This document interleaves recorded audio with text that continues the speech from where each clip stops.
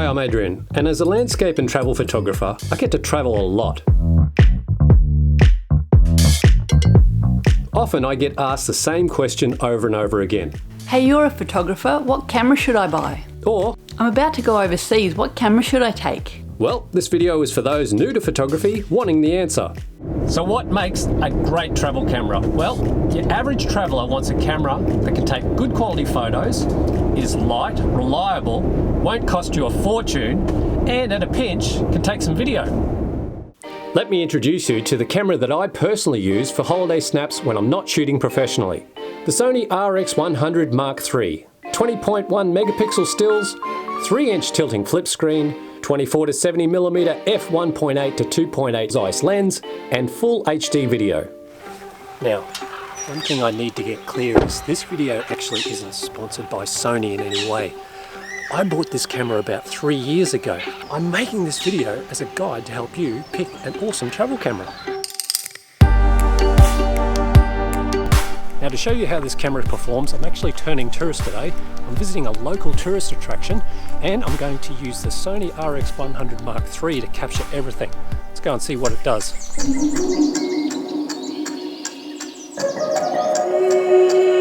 Now, some people are happy with their phone for photos when traveling. But if you want higher quality images and some better features, then this camera could be the go. I've travelled a lot with this little camera to many different countries and it's never let me down once. It weighs just 290 grams or just over half a pound in the old scale, which means after a long day shooting, your arms don't feel like they're going to drop off. Has an inbuilt flash and ND filter, both of which come in very handy. Does in-camera panoramas for large scenic landscapes. Can be used in full manual mode for special effects, fireworks and long exposure shots. It's compact, can be put in your pocket, purse or bag. And the quality of the still images? Well, see for yourself.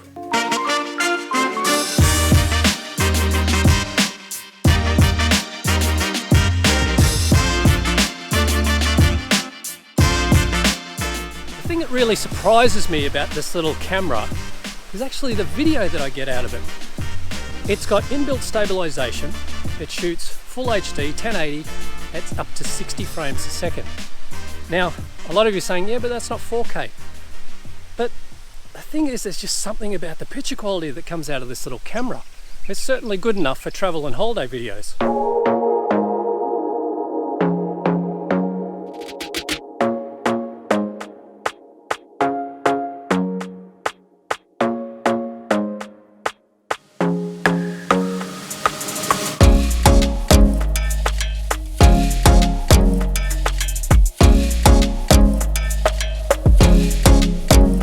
Battery life is surprisingly good. I've shot all day with this camera, both in photo and video modes, and still had battery to spare when I get back to my hotel at night.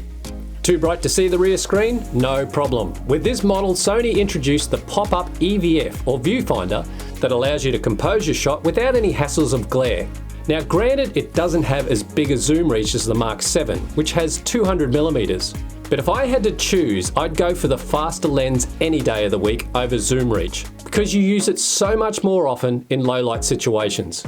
It also gives you better image quality and gives you those smooth, buttery backgrounds for portraits. So you're probably asking yourself the question, well, why didn't I say to get something like the later models of this RX100, like the 4, 5, 6, even 7?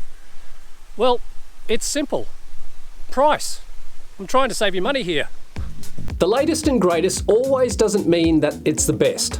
You'll be getting exactly the same still image quality out of these cameras due to the same sensor size.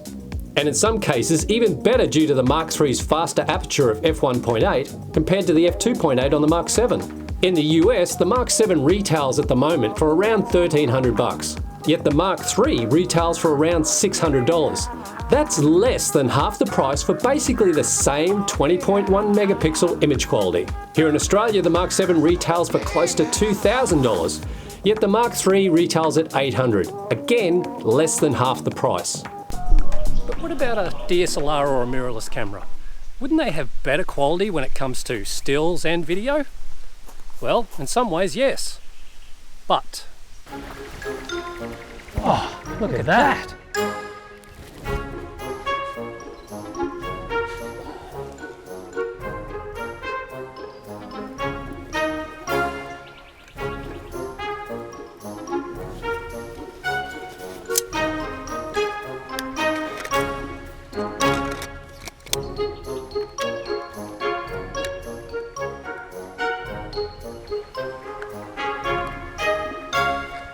Ah, it's gone. Dead set. If I've got to lift this thing one more time today.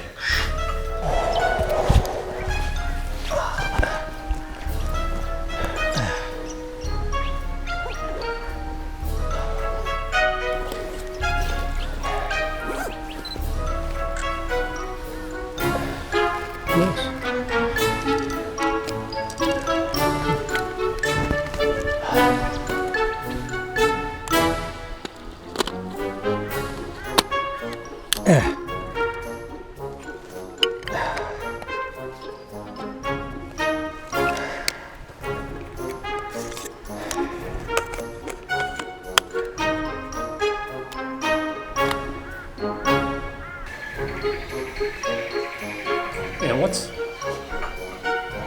with these little specks in the sky? I have to Google it. Specks in the sky for DSLR. Sensor dust? What's sensor dust? Let's put it this way. Mirrorless and DSLR cameras are a different category altogether. What we're doing here is we want a camera that's easy to use, convenient, and look, we just want to get on and enjoy our holiday.